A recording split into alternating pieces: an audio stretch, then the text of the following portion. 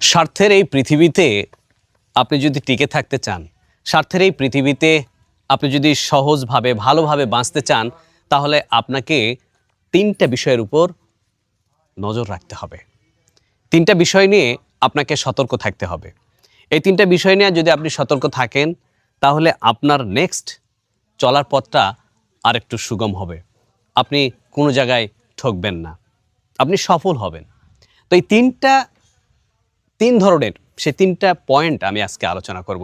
তার আগে বলে রাখি, আমি মোহাম্মদ রুবেল হক, আর আপনারা আমাকে পেয়ে যাবেন ইউটিউব চ্যানেল রুবেল কবিতা ঘর ইংরেজিতে, আর ফেসবুকে পেয়ে যাবেন রুবেল কবিতা ঘর বাংলায়। আপনারা ওখানে গিয়ে অবশ্যই ইউটিউব চ্যানেলে গেলে অবশ্যই সাবস্ক্রাইব করবেন আর ফেসবুক পেজে ফলো দিয়ে রাখবেন। তো বন্ধুরা, ৩টা পয়েন্ট আমি আজকে আলোচনা করব যে আপনি কিভাবে নিজেকে এই আমাদের এই স্বার্থের পৃথিবীতে নিজেকে বাঁচিয়ে চলবেন, বা কিভাবে সফল হবেন, বা কিভাবে ভালো থাকবেন।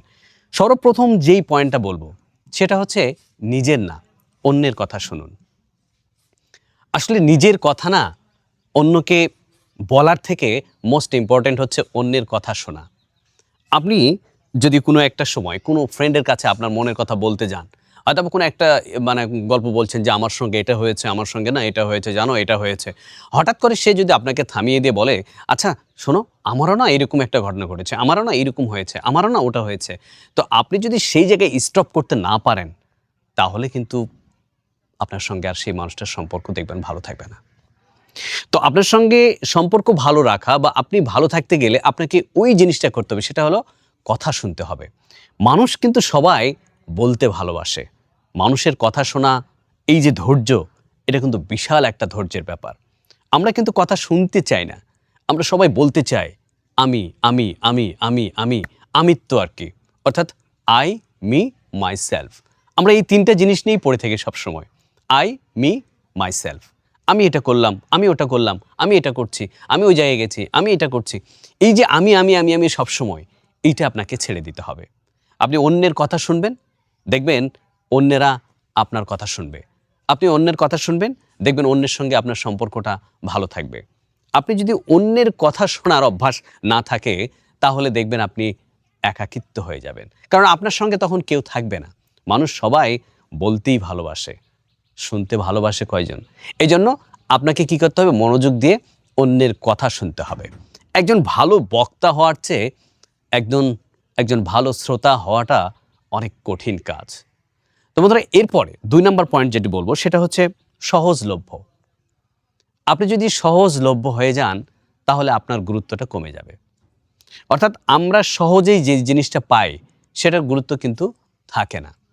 যেমন আপনি খেয়াল করে দেখবেন যে যখন আমরা এই গ্রীষ্মের সময় সূর্যের যে আলোটা আমরা পাই, এটা কিন্তু সূর্য ওঠে, আমরা আলো পাই, আমরা কিন্তু সেটার গুরুত্ব বুঝি না। যখন শীতকাল আসে, যদি সূর্য না ওঠে, দেখবেন যে যদি মেঘ থাকে, তখন আমরা বুঝি যে আসলে সূর্যের কতটা দাম।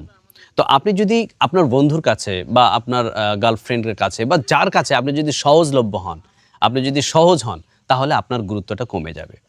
আপনি আপনার গার্লফ্রেন্ডকে বা বয়ফ্রেন্ডকে সময় দিচ্ছেন, আপনি দেখা যাচ্ছে প্রথম অবস্থায় 10 ঘন্টা, 15 ঘন্টা, 12 ঘন্টা, 14 ঘন্টা আপনি কথা বলছেন।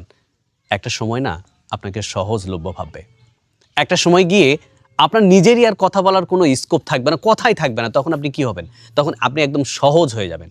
আর যদি আপনি একবার সহজলভ্য হয়ে যান, তাহলে আপনি গুরুত্ব হারাবেন। আমরা সহজে যেই জিনিসটা পাই, সেটার গুরুত্ব কিন্তু আমরা কখনোই আমরা দেই না। এজন্য অবশ্যই সহজলভ্য হবেন না, নিজেকে সহজলভ্য করবেন না।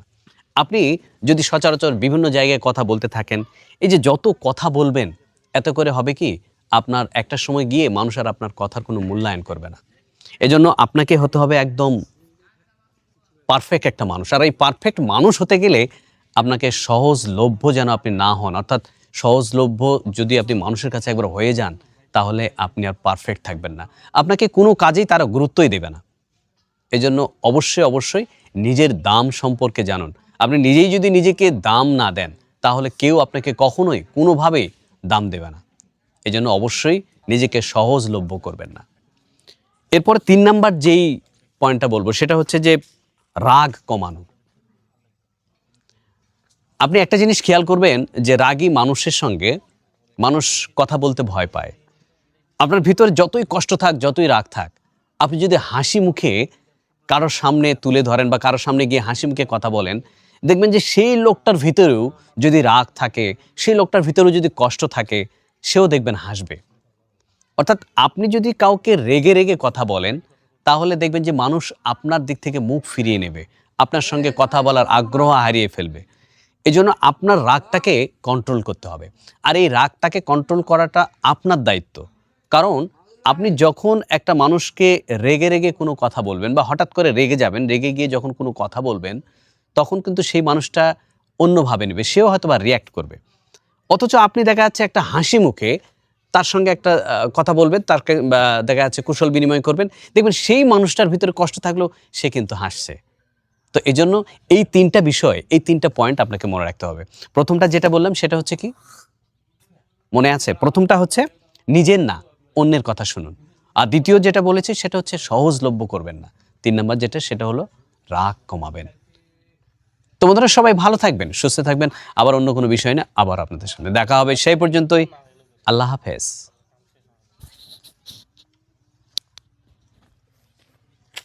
কাটে গেছে?